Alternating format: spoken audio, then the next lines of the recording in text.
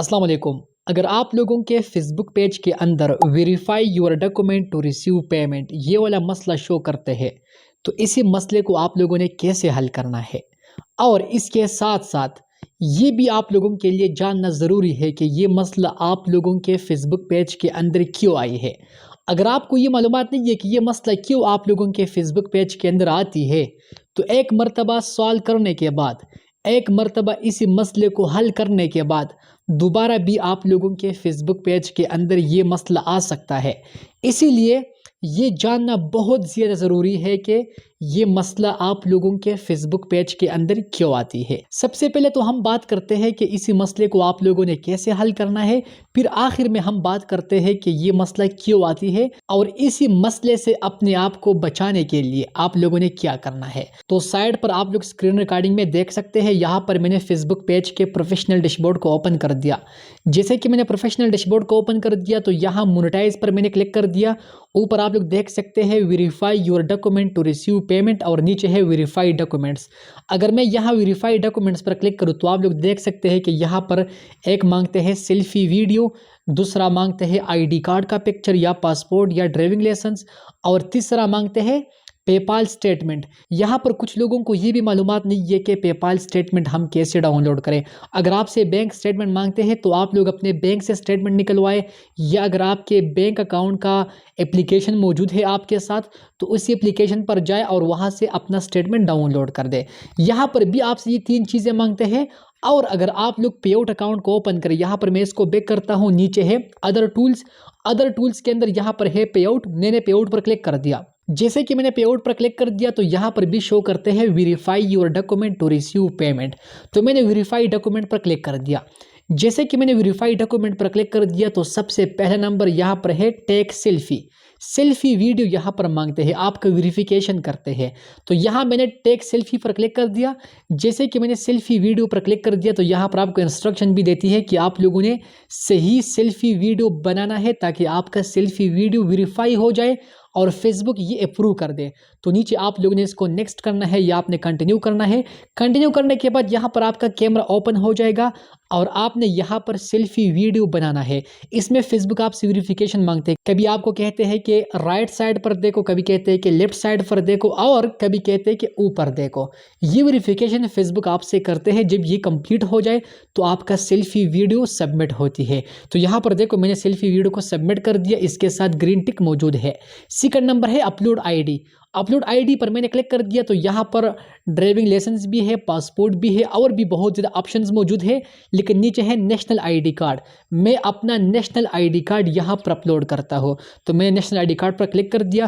फिर यहाँ पर इंस्ट्रक्शंस है, इंस्ट्रक्शंस को मैंने नेक्स्ट कर दिया। यहाँ पर कैमरा ऑन हो गया और मैंने अपने पाकिस्तानी शनाख्ती कार्ड से तस्वीर ले लिया और इसको मैंने सबमिट कर दिया। आप कैमरे के सामने अपना शनाख्ती कार्ड रख ले, ऑटोमेटिकली वो तस्वीर लेते हैं और आपका तस्वीर सबमिट होती है। तो यहाँ पर मैंने शनाख्ती कार्ड का तस्वीर भी सबमिट कर दिया। अब तीसरा नंबर पर है पेपाल स्टेटमेंट। पेपाल स्टेटमेंट, अगर आप लोगों को मालूमात नहीं है कि आपने पेपाल स्टेटमेंट किस तरह डाउनलोड करना है, अगर आपने अपने पे आउट अकाउंट के अंदर पेपाल अकाउंट दिया है तो आप पेपाल को ओपन करें। यहाँ साइड पर देखो मैंने क्रोम के अंदर ओपन किया है। पेपाल को ओपन करने के बाद साइड के थ्री लाइन पर क्लिक करें, यहाँ पर है एक्टिविटी, एक्टिविटी पर क्लिक करें और एक्टिविटी के अंदर है ट्रांजैक्शंस, आप ट्रांजैक्शंस पर क्लिक करें। जैसे कि आप ट्रांजैक्शंस पर क्लिक करें तो साइड पर एरो का निशान है डाउनलोड का, आप डाउनलोड पर क्लिक करें। डाउनलोड पर क्लिक करने के बाद यहाँ पर आपसे पहले नंबर ऑप्शन में मांगते हैं कि आप ऑल ट्रांजैक्शन डाउनलोड करते हैं या कुछ, तो यहाँ पर मैंने ऑल कर दिया। इसके बाद यहाँ पर टाइम भी है कि आप पिछले 3 महीनों का या 6 महीनों का स्टेटमेंट डाउनलोड करते हैं, फिर ये आपका मर्जी है, लेकिन 3 महीनों का डाउनलोड करना बेहतर है। इसके बाद यहाँ पर PDF है और इसके अलावा और भी कुछ ऑप्शन है, लेकिन आप लोगों ने PDF को चूज़ करना है। फिर आप लोगों ने रिक्वेस्ट को सबमिट करना है। जब आप स्टेटमेंट का रिक्वेस्ट सबमिट करें तो 5 मिनट के अंदर या 10 मिनट या 30 मिनट बाद या हो सकता है 1 घंटे बाद आपका स्टेटमेंट यहाँ पर अवेलेबल हो जाए। फिर आप डाउनलोड पर क्लिक करें तो आपका स्टेटमेंट डाउनलोड हो जाएगा। फिर आप उससे स्क्रीनशॉट ले लें, ये तस्वीर को किसी भी तरीके से सेव कर दें अपने गैलरी में और फेसबुक एप्लीकेशन में फिर आप लोग उसी तस्वीर को वहाँ पर अपलोड कर दें।